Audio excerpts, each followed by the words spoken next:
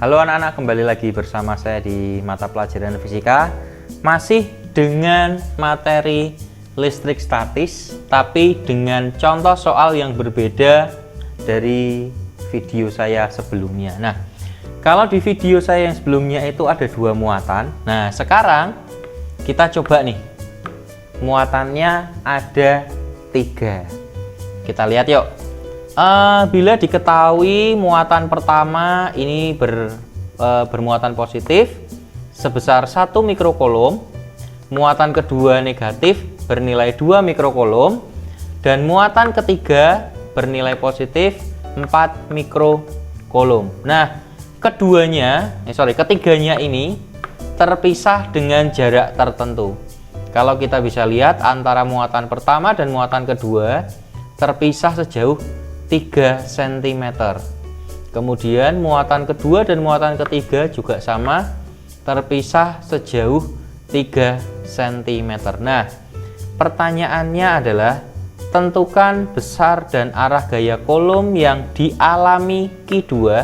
Berarti nanti kita fokusnya ke Q2 jika posisinya terletak di antara Q1 dan Q2. Yuk, kita coba dulu tuliskan apa yang diketahui. Diketahui seperti biasa, berarti ini Q1 sama dengan 1 mikrokolom, itu setara dengan 1 kali 10 pangkat minus 6 kolom. Terus kemudian Q2 2 mikrokolom, berarti 2 kali 10 pangkat minus 6 kolom. Q3 itu adalah 4 mikrokolom sama dengan 4 kali 10 pangkat minus 6. Nah, terus kemudian di sini ada R-nya nih. Nah, yang membedakan di sini. Berarti ini R12.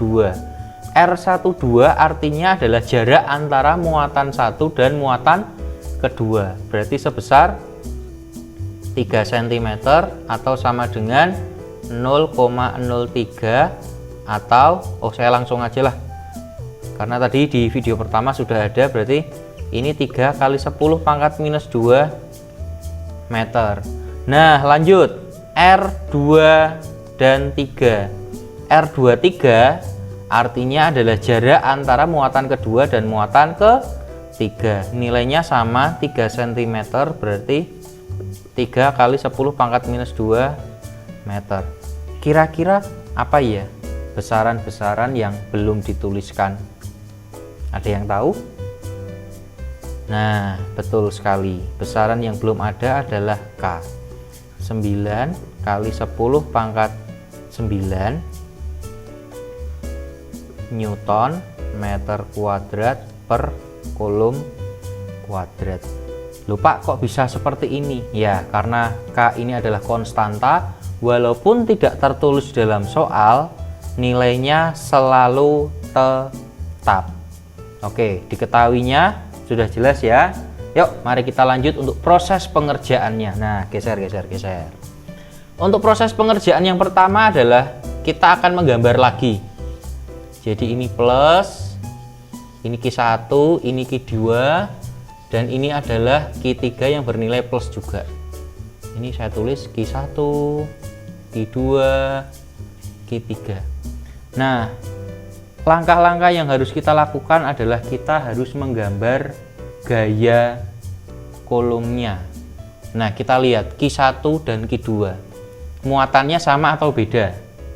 Berbeda. Nah, ingat kembali, kalau muatannya berbeda berarti dia akan tarik menarik. Maka dia akan, yang Q1 gayanya ke kanan, yang Q2 gayanya ke kiri. Maka ini kita namakan sebagai F12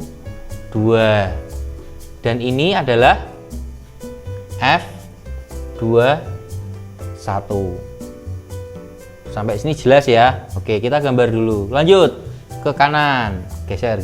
Nah, kita lanjut Q2 dan Q3. Nah, Q2 dan Q3 ini muatannya apa? Ternyata berbeda. Nah, kalau berbeda maka dia akan tarik-menarik kembali.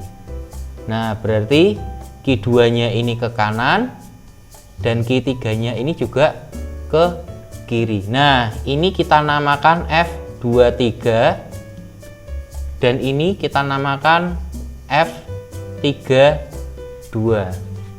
Oke, sampai sini dulu. Ada pertanyaan enggak? Nah, tolong dipahami. Jadi, gambar-gambar gaya ini sudah saya buat sedemikian rupa. Jadi, fokusnya kalau kita lihat F21 ini berarti muatan kedua terhadap muatan pertama. Kalau F12 muatan pertama terhadap muatan kedua, F23, F32 dan begitu seterusnya. Nah, karena pertanyaannya adalah tentukan besar dan arah gaya yang dialami Q2, maka kita fokusnya pada dua ini. Kita fokusnya pada ini, berarti kita nanti akan menghitung nilai F21 dan nilai F23. Sekali lagi, kenapa kok yang dihitung Q2? Karena di dalam soal yang ditanyakan adalah tentukan besar gaya kolom yang dialami Q2. Yuk kita kerjakan. Berarti kita buat dulu yang F21.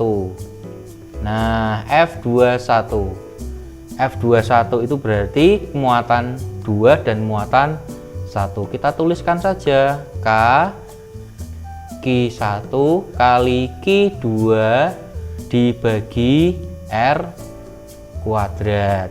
Yuk kita masukkan, berarti 9 kali 10 pangkat 9 dikali 1 kali 10 pangkat minus 6 dikali 2 kali 10 pangkat minus 6 dibagi R. R-nya ini berarti siapa? R21. R21 ada enggak? Oh, enggak ada, ternyata adanya R12. Sama saja. Berarti kita masukkan 3 kali 10 pangkat minus 2 dikuadratkan. Yuk kita hitung. Berarti 9 kali 1 kali 2 atau gini ya enggak apa-apa. 9 kali 1 kali 2 berarti 18 kali 10 pangkat ini berapa? Minus 3 dibagi 3 kuadrat ini 9, 10 pangkat minus 2 kuadrat sama dengan 10 pangkat minus 4. Nah, ini sama ini 1, ini 2, berarti 2 dikali 10 pangkat minus 3 dibagi 10 pangkat minus 4, berarti 2 dikali 10 pangkat minus 3 ditambah 4 sama dengan 2 kali 10 pangkat 1, artinya 20 Newton. Nah, jadi besar gaya yang dialami muatan kedua terhadap muatan 1 adalah sebesar 20 Newton. Apakah sudah selesai? Belum, karena ini baru menjawab F21. Kita belum menjawab F23. Nah, maka kita garis lagi. Berarti kita lanjut F23. F23 berarti K dikali Q berapa? Q2 dikali Q3 dibagi R23 kuadrat. Sekali lagi R23 karena jaraknya dari muatan kedua ke muatan ketiga. Sehingga kita masukkan 9 kali 10 pangkat 9 dikali Q2 nya adalah 2 kali 10 pangkat minus 6 dikali Q3 nya 4 kali 10 pangkat minus 6 juga dibagi R23 sama ya nilainya ya, 3 dikali 10 pangkat minus 2 kuadrat. Yuk kita hitung bersama-sama. 9, 2, 4 berapa ya? 18 8, 9 kali 8 72, berarti 72 kali 10 pangkat ini kan. Nah, kalau kalian sudah sering mengerjakan ini nanti akan ingat sendiri, otomatis hasilnya minus 3, berarti dibagi 9 kali 10 pangkat minus 4. Nah, 72 dibagi 9 berapa? Nah, kembali lagi, berarti ini 8 kali 10 pangkat, ini otomatis pangkat 1, artinya 80 Newton. Nah, apakah sudah selesai? Belum selesai, maka kita harus cari resultannya. Resultan dari F-nya. Nah, resultan dari gayanya berarti, nah kita lihat ke sini. Ingat, kalau dia ke kanan bernilai apa, kalau dia ke kiri bernilai apa. Nah, di sini saya kasih clue dulu. Berarti ini bernilai positif, berarti ini bernilai negatif. Berarti resultan F-nya adalah berarti F23 ditambah F21. Berarti nilai F23 berapa? 23 80, berarti 80 ditambah dalam kurung F21 minus 20 sama dengan, nah kalau kalian bingung saya tuliskan seperti ini, 80 dikurangi 20 sama dengan 60 Newton. Nah, ini baru terjawab. Berarti besarnya berapa? Nah, saya tulis di bawah aja. Yuk, turun. Jadi besar gaya kolomnya sebesar 60 Newton ke arah mana? Karena hasilnya positif berarti dia ke kanan, ke arah Q3. Nah, jadi seperti inilah prosesnya. Memang kalau 3 muatan lebih sedikit rumit karena harus menghitung panjang. Jadi kalau jadi blank. Maaf ya. Jadi sekali lagi, kalau ada 3 muatan, maka kita mau tidak mau harus menggambar. Kita harus menggambar untuk menentukan besar muatannya. Nah, bagaimana Pak kalau nanti yang misalnya yang dicari Q1 dan Q3? Ya, itu nanti akan kita bahas dalam grup saja.